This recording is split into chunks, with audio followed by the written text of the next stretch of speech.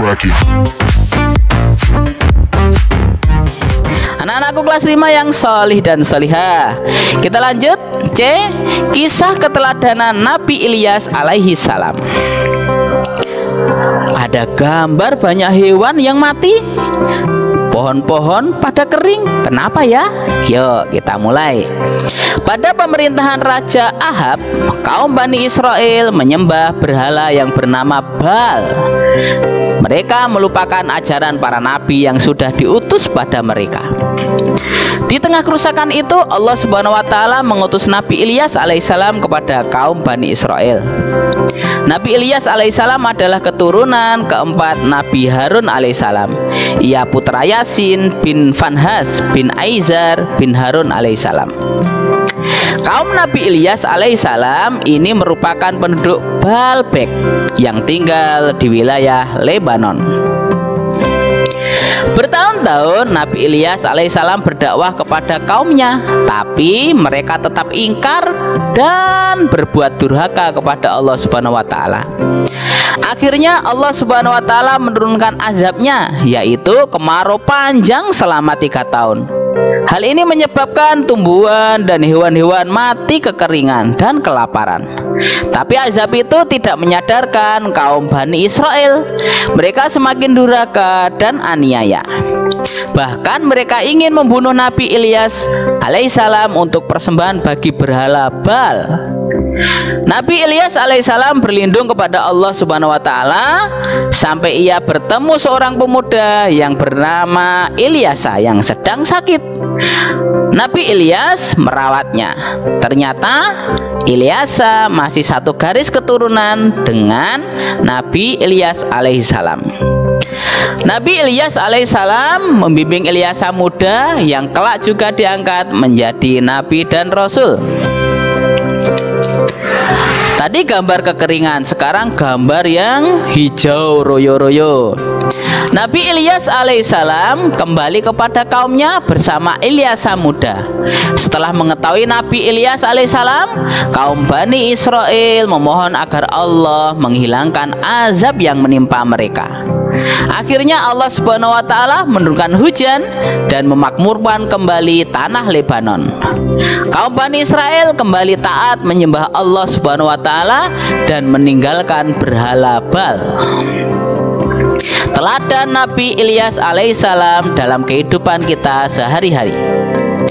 Berani dalam hal kebenaran, semangat dan pantang menyerah, sabar dan mempunyai pendirian yang kuat, serta tidak mudah dipengaruhi orang lain, menolong orang lain yang dalam kesusahan.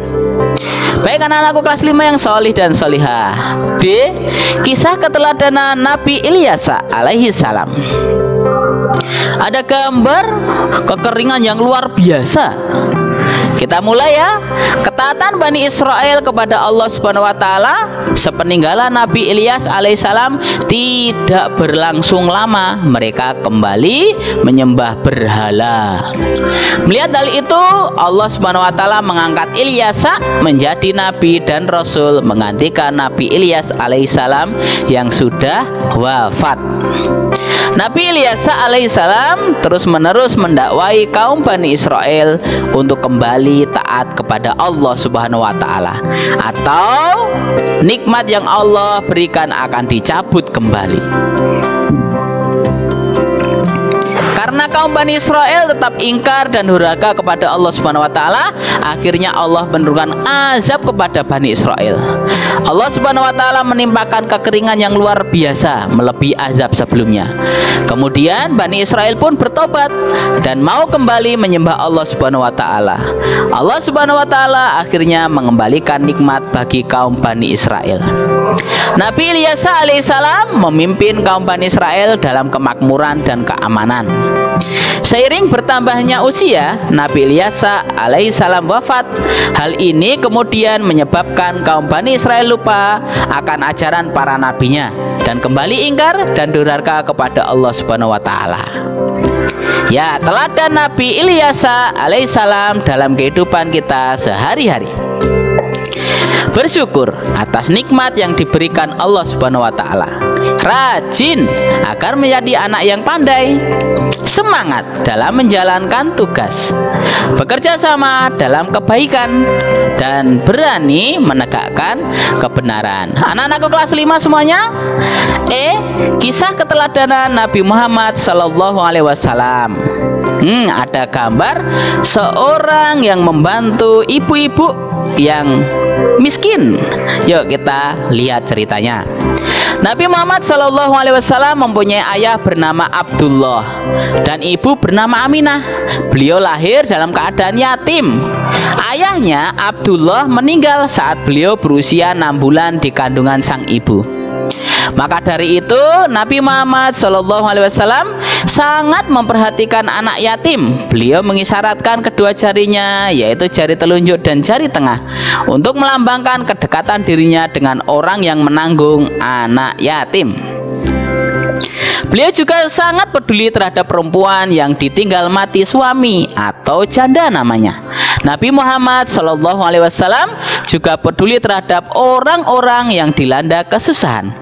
Nabi Muhammad Sallallahu Alaihi Wasallam menyampaikan bahwa membantu para janda dan orang-orang miskin seperti jihad di jalan Allah. Allah Subhanahu wa Ta'ala akan menutup aib seseorang di dunia dan akhirat bagi yang mau menutup aib saudaranya.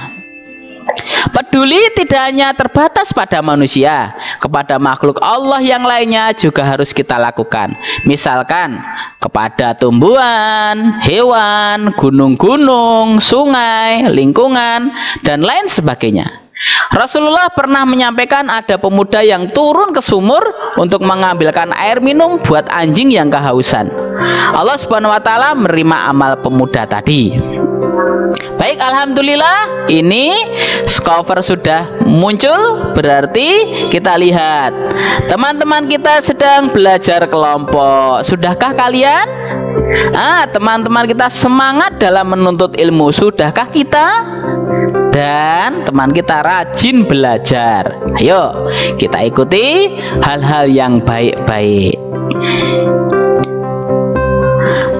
Alhamdulillah anak-anak sekalian, setelah belajar jangan lupa kita mengucapkan kalimat hamdalah, yaitu Alhamdulillahirabbil alamin. Segala puji bagi Allah, Tuhan semesta alam.